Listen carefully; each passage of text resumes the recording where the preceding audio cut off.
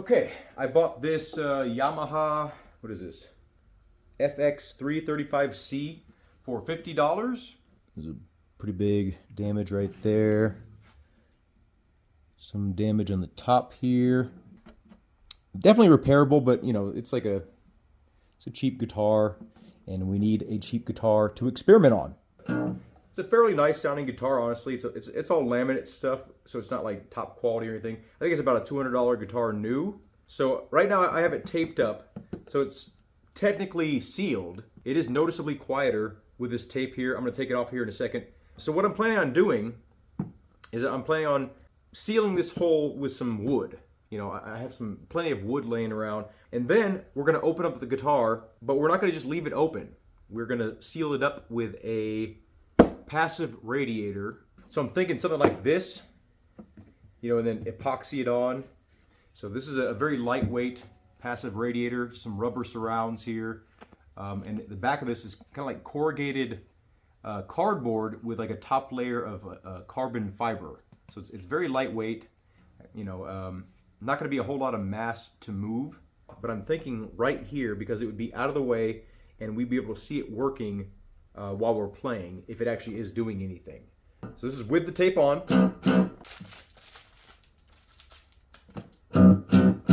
Noticeable increase in bass with that tape off. Not sure it's coming through on the camera here. Yeah, it's a big difference. Let's go ahead and take this pick guard off. Oh, looks like it was a sticker. Interesting, I've never seen this before. At least it comes off kind of easy.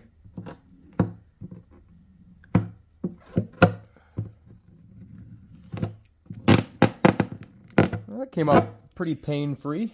Okay, so now we got to rough this surface up so we can apply some glue here and have it stick. This is really thick finish, and I want to get down to the wood kind of quick here.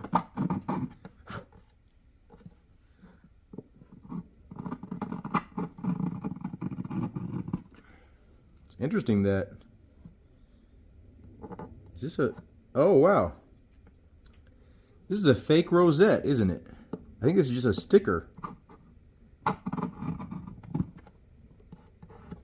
Yeah, I think it's coming off. We're gonna see it once we get to a certain point here. Yep, it's a fake rosette. I guess, you know, for the price, it just needs to look pretty, right? I would rather have them just like bypass all this stuff, personally, because it's like, who cares about? I mean, some people care about these kind of things, I guess. But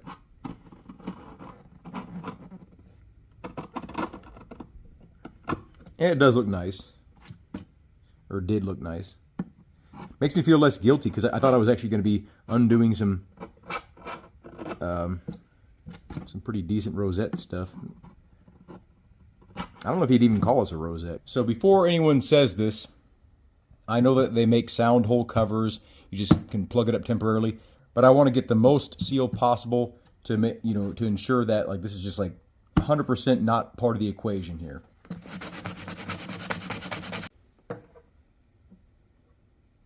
Okay, looks like we're looking at 127 millimeters to get from here to here. Probably gonna snap in half, but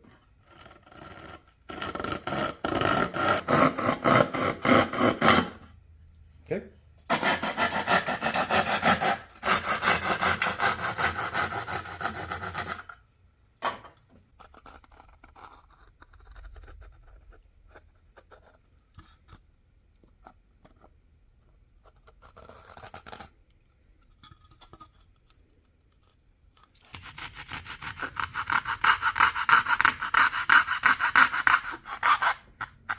Yep.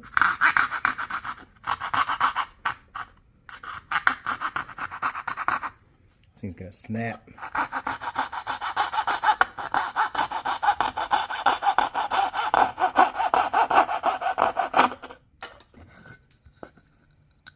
Okay, let's round it off a bit.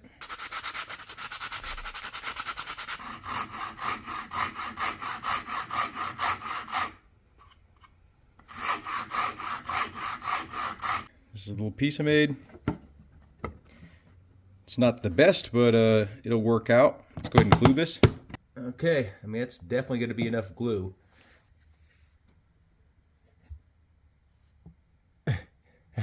That was a bit much. You know what? I'll get a rag and clean it up. Doesn't have to be a messy job, I guess. Okay, let's see how she turned out.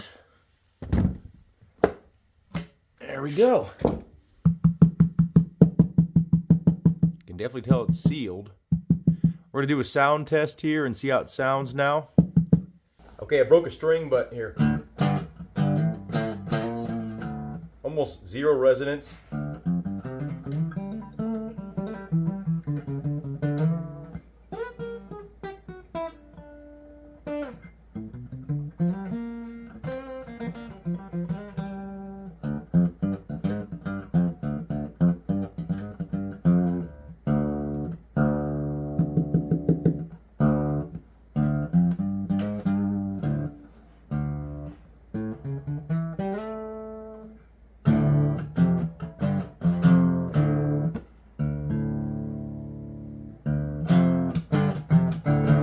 I'm actually not really sure how this is going to handle the structure being, completely disintegrated right here. Like, as far as I know, this is an X brace pattern. So I think the X brace, I think I'm going to cut into the brace by cutting here. So I'm going to try to carve this out a little bit and then just make it to where I have enough clearance for this cone to fit comfortably on here without getting too close to the edge here.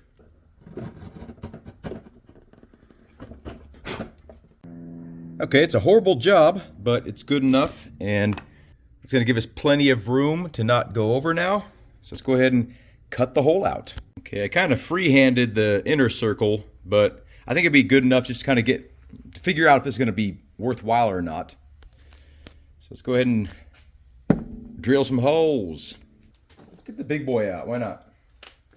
We can drill our initial holes as big or small as we want.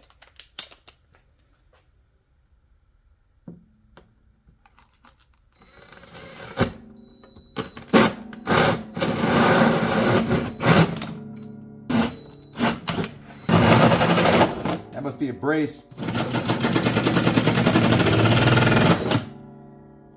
Yeah, looks like it.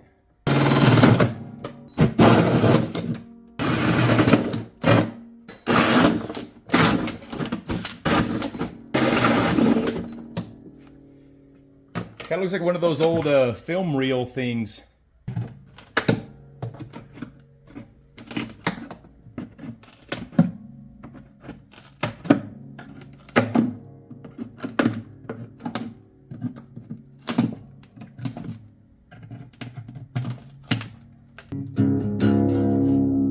Opened the sound up quite a bit, didn't it?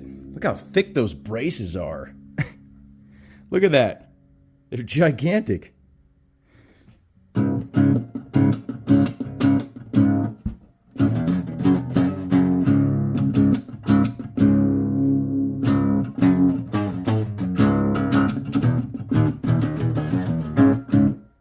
Okay, let's go ahead and clean up these. Damn it, I dropped my pick in there. How am I going to ever get it out?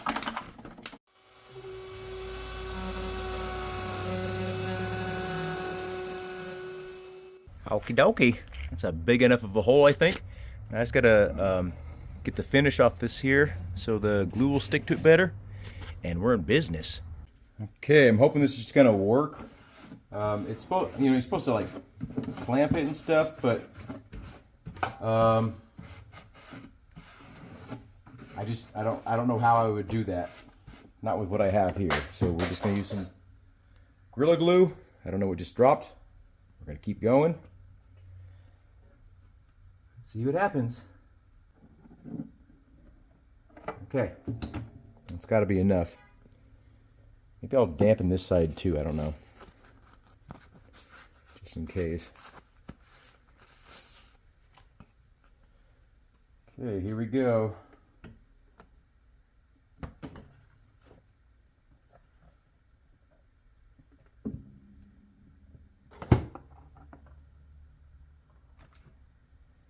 There we go. Oh shit, that was too much. I guess just that. That's fine, I guess.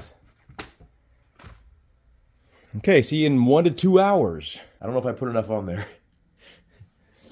So pretty much, I don't think it worked. Let's see.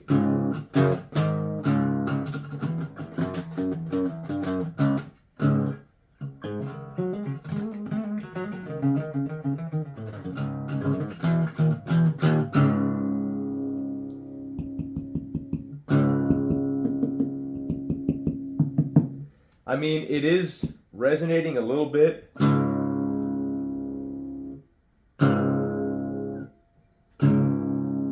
But barely at all. It's not really moving it at all. It moves a little bit more if I tune the strings lower. So maybe if I got some thicker strings.